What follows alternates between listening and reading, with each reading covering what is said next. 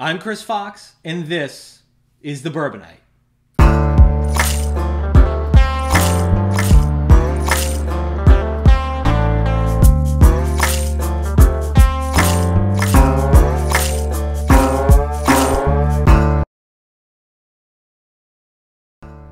I stumbled on a bottle of Elijah Craig Barrel Proof. So let's talk about what that is. It's kind of a coveted thing to get your hands on barrel proof or cask strength whiskeys, but really, I mean, what the hell's the difference? I've always kind of been up in the air as to what it was, other than the fact that the stuff was stronger. Come to find out, there's actually a reason other than just it being more potent, alcohol-wise. So first, what is cask strength? Now, barrel proof or cask strength means that it comes out of the barrel undiluted. So usually these cask strength whiskeys are somewhere between 60 and 65% alcohol. Almost all distillers dilute their whiskey in some way. And that's kind of why a base average for a lot of whiskey is 40% alcohol or 80 proof. What they're doing is, well, one, it makes it more economical to produce, because when you're producing this stuff, it has to sit in the cask for a long time. You want to get as much out of the barrel as you can. But the other part about that is the water, and this is scientifically proven, having some water in there actually brings out a little more flavor. It changes what the whiskey tastes like and changes what you're getting out of it. Barrel proof, I guess you could say, is aged whiskey in its rawest form.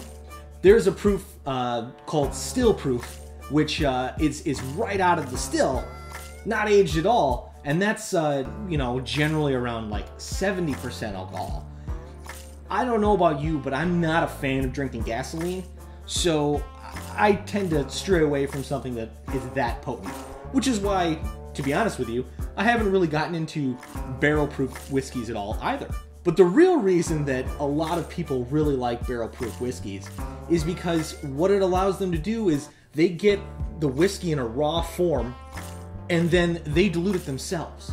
So it allows you to change the flavor to the degree that you want it to change. If you want something that's hot and burns the whole way down, even if it's a mellow whiskey, you can have that because it's, well, almost 63% alcohol. But if you want to dilute it down to 40%, you can do that. It's going to change what you're drinking, and it's going to change the flavor palette that you get to experience. It allows people to almost, I guess, customize whiskey in a way. Up until the 20th century, as a general rule, whiskey was served in this form, undiluted.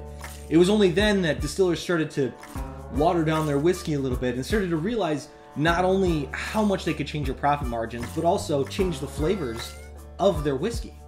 If you want to customize it, if you want to drink something that you can really refine, this is the way to go.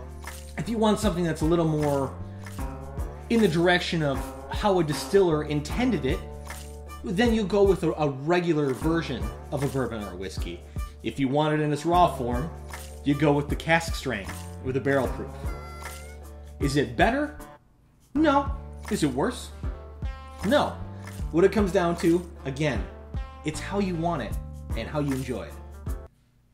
It's like a leathery fruit thing going on. I don't know. It's weird. It's good. I'm going to water it down, though.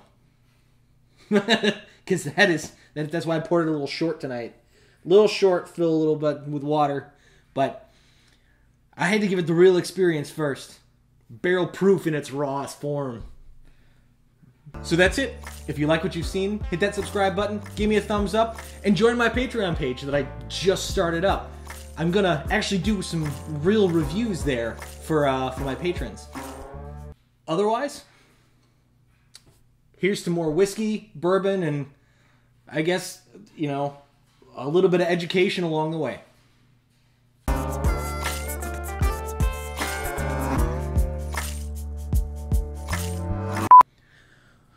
Yeah. Is that good? Is that good? Okay.